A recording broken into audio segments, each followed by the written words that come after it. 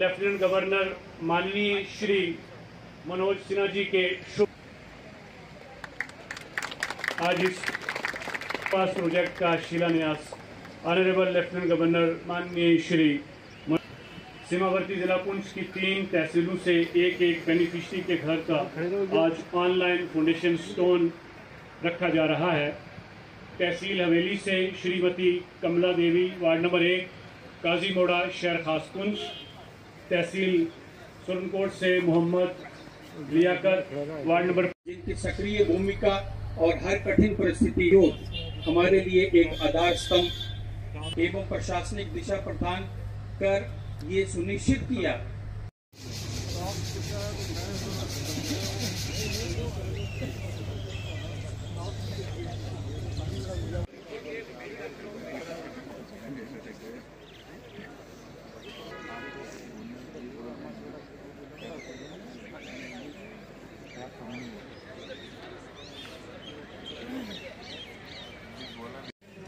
Inaugurate करेंगे। आज का जो प्रोग्राम है, जो प्रोजेक्ट है उसके तो आप बैठ जाइएगा। तो मैं अपने खड़े होके जो है वो पवित्र बूढ़ा अमरनाथ जी की पावन धरा पर पुंछ में मैं भगवान शिव के सभी स्वरूपों को पहले नमन करता हूँ। 21 मई को मैं और मुख्य सचिव श्री अटल गुल्लू जब पाकिस्तान द्वारा जानबूझकर हमारे नागरिकों को निशाना बनाया गया था तो विक्टिम परिवारों से मिलने हम लोग आए थे। ऑपरेशन सिंदूर के दौरान सिविलियन इलाके में पाकिस्तानी गोलीबारी के शिकार सभी 14 नागरिकों को श्रद्धांजलि उस समय भी दी थी। आज अपनी बात शुरू करने के पहले फिर से उन्हें अपनी ओर से जम्मू कश्मीर प्रशासन की ओर से हार्दिक श्रद्धांजलि अर्पित करता हूँ। ये सच है कि कोई भी मुआवजा जीवन के नुकसान की भरपाई नहीं कर सकता। फिर भी माननीय प्रधानमंत्री जी के नेतृत्व में जम्मू कश्मीर प्रशासन के सहयोग से सभी विक्टिम फैमिलीज को अधिकतम आर्थिक सहायता मिले, इसकी कोशिश की गई ताकि वो सम्मान और गरिमापूर्ण जीवन व्यतीत कर सकें। पुंछ में जब हम लोग आए थे तो उस समय भी हमने कहा था कि आपके पुनर्वास की एक व्यापक कार्य योजना जम्मू कश्मीर प्रशासन, भारत सरकार के सहयोग से और कुछ स्वयंसेवी संस्थाओं के सहयोग से बना रही है। मैं इसे ईश्वर की कृपा ही मानता हूँ कि जो हम लोगों ने सोचा था उसे पूरा करने का अवसर हमें प्राप्त हुआ। पहले चरण में भारत के आदरणीय गृह मंत्री श्री अमित शाह जी के द्वारा 14 में से 13 विक्टिम फैमिली के निकट संबंधियों को सरकारी नौकरी दी गई। जैसा अभी टुल्लू साहब ने बताया कि एक बच्चा कम उम्र का था तो उसे प्रशासन की ओर से आश्वासन पत्र दिया गया कि जब उसकी उम्र सरकारी नौकरी लायक हो जाएगी तो उसे भी सरकारी नौकरी दे दी जाएगी। प्रत्येक परिवार को टैक्स ग्रेसिया रिलीफ भी दिया गया। गंभीर रूप से घायल लोगों को 1-1 लाख रुपए मुआवजा दिया गया। 60 लोगों को मामूली चोटें आई थी, उन्हें भी 50-50 हजार रुपए प्रशासन ने दिए। रेड क्रॉस के द्वारा सभी प्रभावित परिवारों को आवश्यक सामग्री ताकि वो सम्मान से रह सकें और आर्थिक मदद भी पहुंचाई गई। 160 कच्चे मकानों को नुकसान पहुंचा था, उनके पुनर्निर्माण के लिए सिक्योरिटी रिलेटेड एक्सपेंडिचर तथा सेंट्रल स्कीम के तहत 2 करोड़ 37 लाख रुपए अब तक दिए गए। 425 पक्के घरों को भी नुकसान हुआ था, उन्हें भी एसआरई और सेंट्रल स्कीम के तहत माननीय प्रधानमंत्री जी के कारण 7.28 करोड़ 7 करोड़ 28 लाख रुपए की राशि पुनर्निर्माण के लिए वितरित की गई। जो माल मवेशियों का नुकसान हुआ था उसके लिए भी 18,22,000 रुपए की राहत प्रशासन ने पहुंचाई।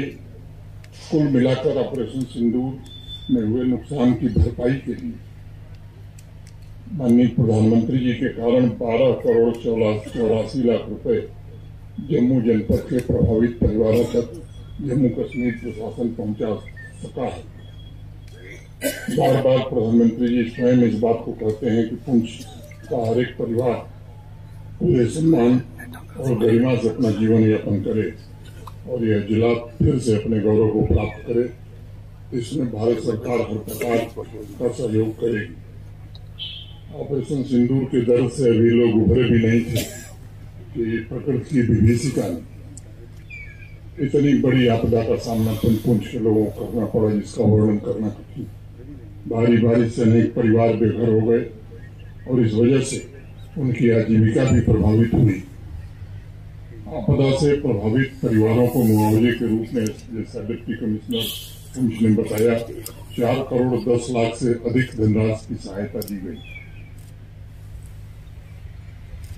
मैं HRDS के अध्यक्ष पूज्य स्वामी जी का व्यक्तिगत रूप से और जम्मू कश्मीर के नागरिकों प्रशासन की तरफ से आभार व्यक्त करना चाहता हूं।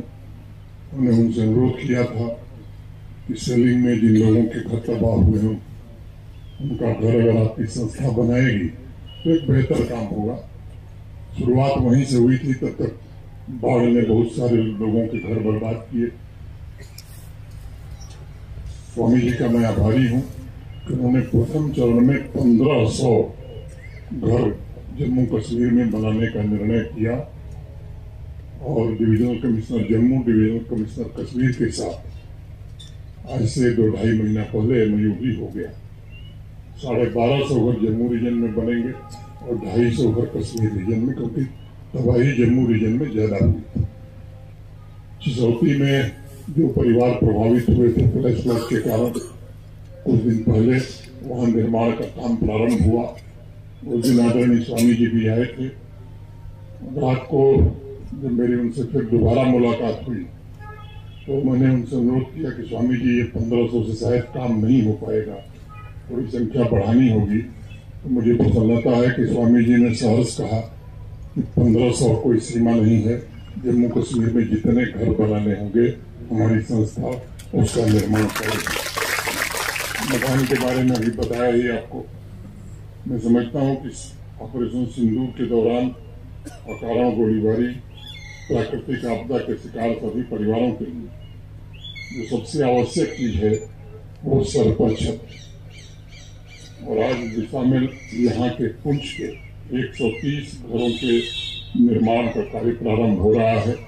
3 घरों के परिवारजन हमसे ऑनलाइन जुड़े हुए हैं, मैं उनको देख पा रहा हूँ यहाँ से। इस पर 13 करोड़ 80 लाख रुपए खर्च होंगे, क्योंकि सरकारी मुआवजा हम जानते हैं कि पूरी तरह से क्षतिग्रस्त मकानों को बनाने के लिए पर्याप्त नहीं होता है और इसलिए इस ऑर्गेनाइजेशन HRDS इंडिया से संपर्क किया गया था।